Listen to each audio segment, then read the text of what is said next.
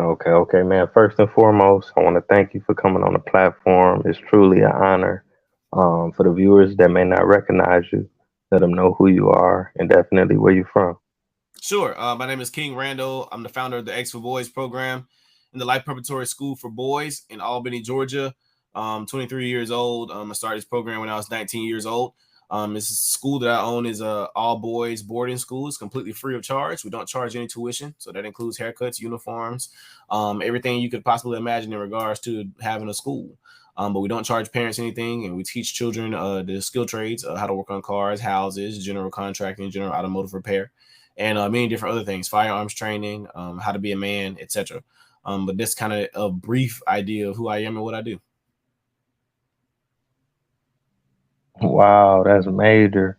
So I gotta ask you, man, what was your inspiration for this? Because you said you started this program at 19 years old. Yes, I did. The inspiration come from one of my classmates who got sentenced to 30 years in prison for hiding a murder weapon. He wasn't at the actual murder, but he got sentenced to 30 years for hiding the weapon. That was something that stuck out to me because we didn't have any rehab or anything like type of programs for 18-year-olds at the time to just, help him out or something. I'm just like, he's not a bad kid. He doesn't have a record. I'm like, can we do something with him?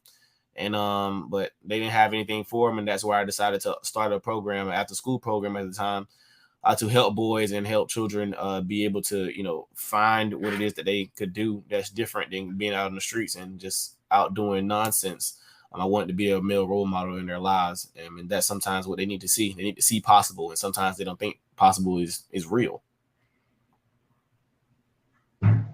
Yeah, man. I mean, you're right about that because a lot of us come up in the inner city, and even in my city, a lot of people we don't even venture out from our side of town. We don't even go to the west side, let alone another city or another state. So, a lot of times you only know what you see, you know what I'm saying, until you get out into the real world. But like you say, some of us are so young, we get our life cut short, or we end up going to prison, then we get felonies, and we can't travel, we can't move around, we can't do certain things, Right. and then it's just like a vicious cycle that continues to happen. So I gotta, commend you for, just making the effort and actually doing it. You know what I'm saying, to help change for the future generation. Absolutely. It's something I love to do. I love working with the students. I have tons of patience. So it's real easy for me. I won't say every child's a success story or we just have everything going super correct or anything like that. But for the most part, we have a lot of success stories and a lot of children that have changed. And we're grateful for seeing those changes happen. Yeah, definitely. I mean, you was naming so many things. It just seems like, your school, your program has so much more to offer. Like I said, for them kids that may not have had the opportunity to go out and see other things, to know what they really want to be or what they really want to, spend the rest of their life doing. And I Right. just think that's definitely amazing. Now, how has the community responded to the work that you have been doing in terms of the parents, the students? The community, I mean, for the most part, the parents and the students are they're big supporters of what we do. They enjoy it. Like I said, it's free. And we only do wholesome stuff. We absolutely love it. There's a lot of discipline that happens here too, but a lot of boys love discipline. They act like they don't, but they do love it. I always have some of them come back and tell me how appreciative they are of the things we have done and the things we are doing. So we just left Camp Friendship this weekend. We had a blast there.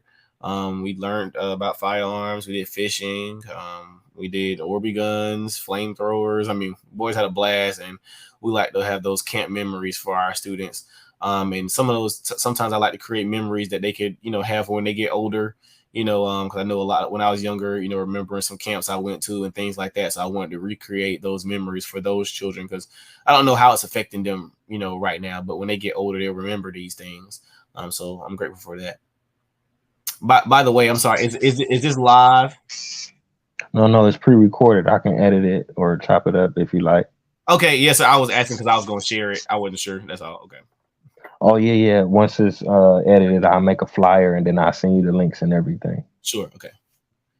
Okay, yeah. I mean, like I said, man, you planting some major seeds because a lot of times we look back on our high school like, man, what did we learn? We was in school for 12 years, but you planting some major seeds, teaching people how to fish, teaching people how to, do different types of training. You're talking about barbers, cutting hair and just getting involved in different activities. And I'm definitely for sure that these are things that these children are going to remember for the rest of their lives, and also pass these things on to their children Mm-hmm. and grandchildren. Now I can ask you this. I don't know if it's private or public information or not, but how are you able to fund the trips? How are you able to fund the books or fund the education or the tools? And because you're doing a lot of stuff, but we know like stuff costs money. Do you have donors, or do you just got the bag already? Or if just for the viewers who may be interested.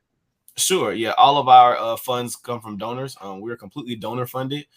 So if you see me posting on social media or anything, Instagram, Facebook, Twitter, whatever, we're advertising everywhere all the time for donors. We have an email list of people who donate to our Amazon wish list, our Walmart wish list, etc.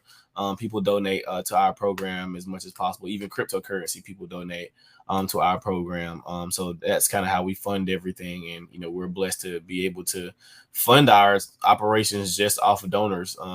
Does it get a little crunch time sometime? Absolutely, it gets a little tough. Sometimes we have slow months, and sometimes we have bigger months, but that's just the name of the game. We got to keep pushing regardless. So sometimes it does get a little tough, but I still keep pushing and keep posting and keep sharing what's happening.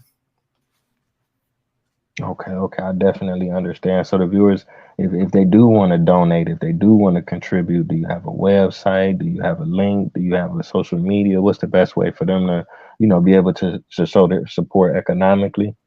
Yep, our website is theexforboys.org. That's THEXFORBOYS.org. You can go there to see how to donate. You can go there to see how to get any merchandise. You can go there to see our videos, pictures, anything. You can go there to find our social media links, and all of my social media links are at New Emerging King. So you can type in at New Emerging King on all social media platforms, and you'll be able to find me. Or you could just type in King Randall or the X for Boys on Google, and you will find us. So those are all the many different ways you can get in contact with our program and reach out to me. Okay, that's what's up. That's what's up. Now I can ask you about the staffing. Are you looking for volunteers? Do you do internships? Are you looking for employees? Or what are things looking like in that direction? Sure. Yeah, our staff is full at the moment. So we're good on staff. We will have volunteer opportunities, at later dates, for helping in cleanups, and we do community breakfast and all that stuff. So we do have volunteers for many different things, but we'll always advertise for it. But as far as staff at the actual school, we're good for the moment. I have what I can afford right now, and our staff works diligently with our students right now, and that's what we love to see.